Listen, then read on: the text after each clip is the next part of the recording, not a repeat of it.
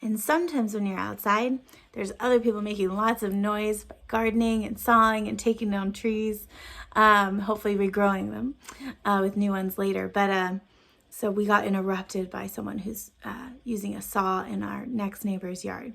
So I came back inside, and I'm going to continue our story from there.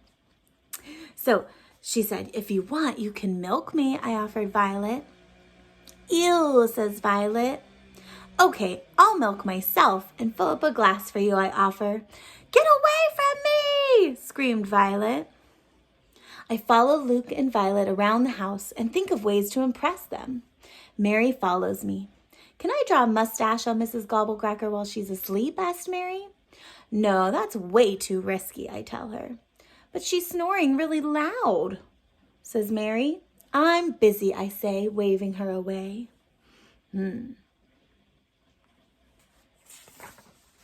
"Hey guys, do you want to see a magic trick? See the stick in this hand," I say. Then I put my hands behind my back. "Now it's in this hand. Ta-da! I'm going to pull it out. Ready? 1, 2. That's the worst trick I've ever seen," said Luke. "What?" So she's trying to do a trick and they're pulling out his tooth. Yeah, doing different things, huh? "Left hand on red. Want to see me eat a napkin?" They didn't even want to see me eat a napkin.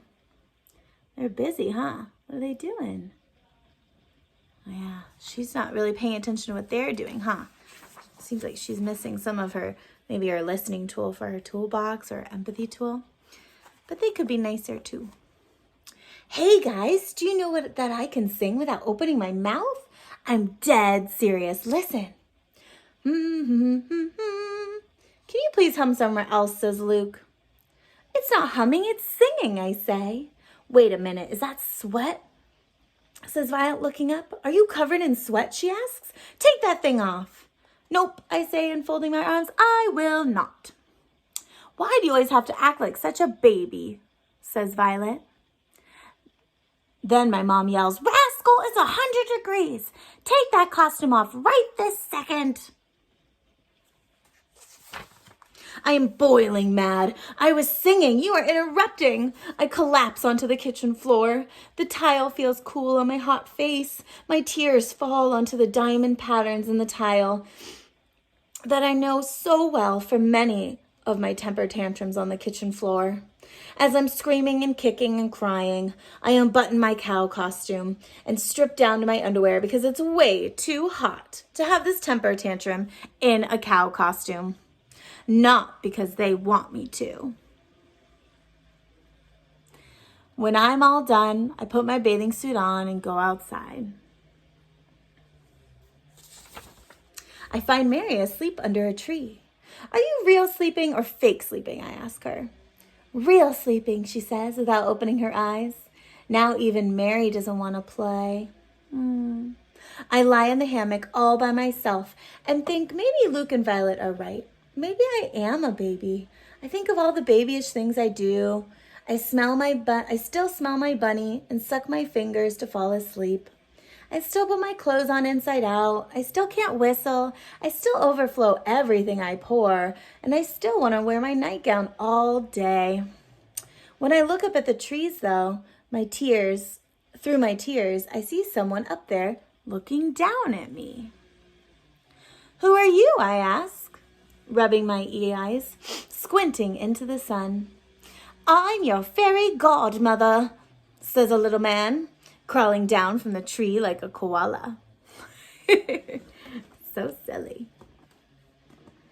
There we go. That's a little better. "Are you sure?" I ask. "You don't look like a fairy godmother."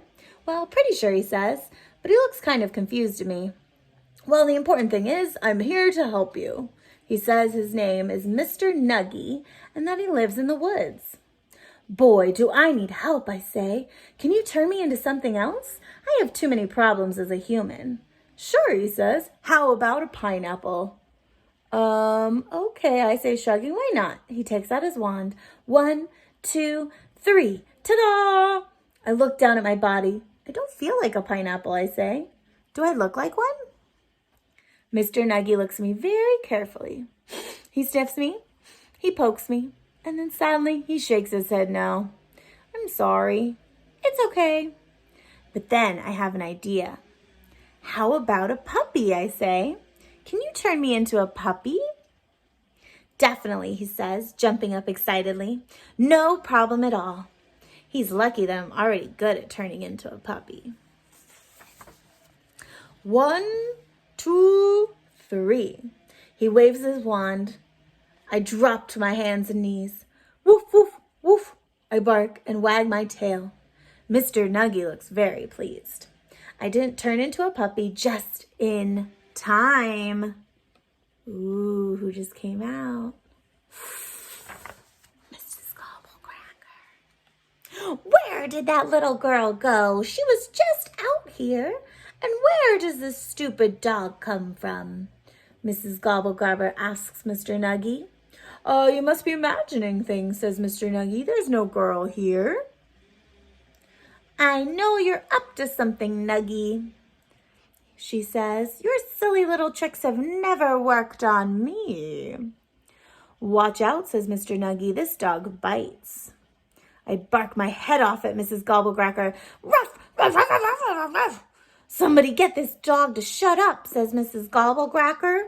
She has absolutely no idea it's me. Ooh, she still has that dart in her too. Woof, woof, I say, which really means my human days are over, and boy, do I mean it. Mr. Nuggy says, I have to go now. My wife needs me home for dinner.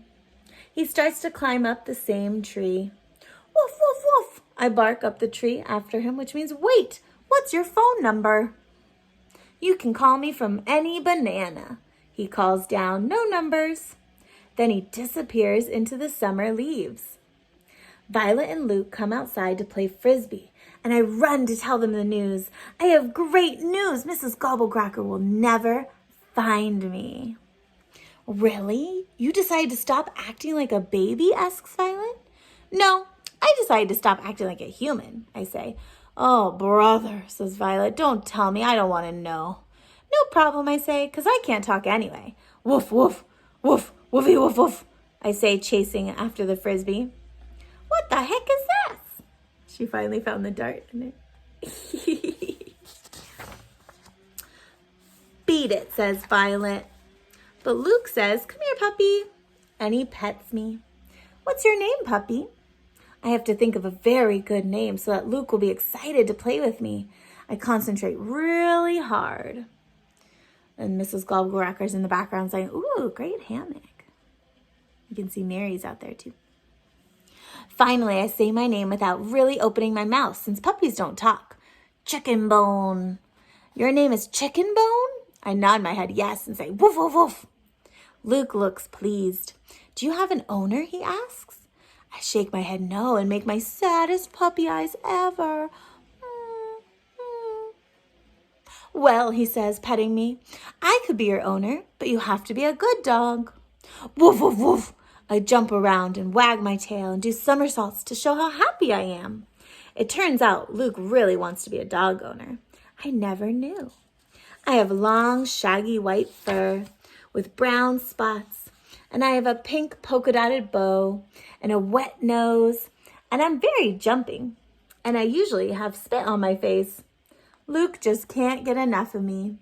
He loves Chicken Bone.